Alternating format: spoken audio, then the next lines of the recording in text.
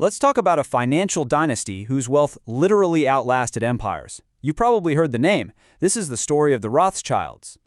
Think about that for a second. Entire nations can rise and fall, money can become worthless, but somehow this one family built a system that just seemed immune to it all. So how on earth did they do it?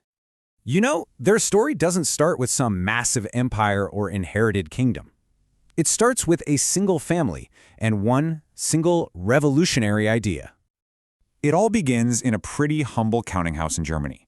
The family business was marked by a red shield, or, in German, Rothschild. But it wasn't the founder. It was his son Meyer who stumbled upon a discovery that would change the course of financial history forever. And here it is. This was the secret. Meyer realized, why give out small, risky loans to individual people when you can give massive loans to entire governments?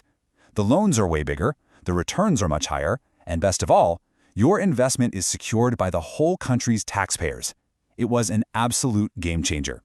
Now, Meyer didn't just keep this brilliant strategy to himself. He trained his 5 sons and then sent them out, one to each of the key financial hubs of Europe. What he created was basically the world's first truly international bank, a private network that could move money and, just as importantly, information across borders faster than anyone, even governments. And that network, it gave them almost unimaginable power. Get this, during the Napoleonic Wars, it didn't even matter to them who won. Why? Because the Rothschilds were funding both sides. They profited no matter what the outcome was. After that, their influence just completely exploded. I mean, they weren't just bankers anymore, they were practically nation builders. We're talking funding the Industrial Revolution, financing Britain's purchase of the Suez Canal, raising money for Brazil's independence. They even bailed out the Bank of England when it was on the verge of collapse. And this is where you really see the shift from just having financial influence to wielding direct political power. When Great Britain made one of the most critical geopolitical promises of the 20th century, the official letter wasn't sent to another government or an ambassador. It was addressed directly to a Rothschild. Okay, so with all this mind-boggling wealth and power, how in the world did they manage to keep it all? To make it untouchable for centuries? Well, the whole strategy was basically laid out in the founder's will.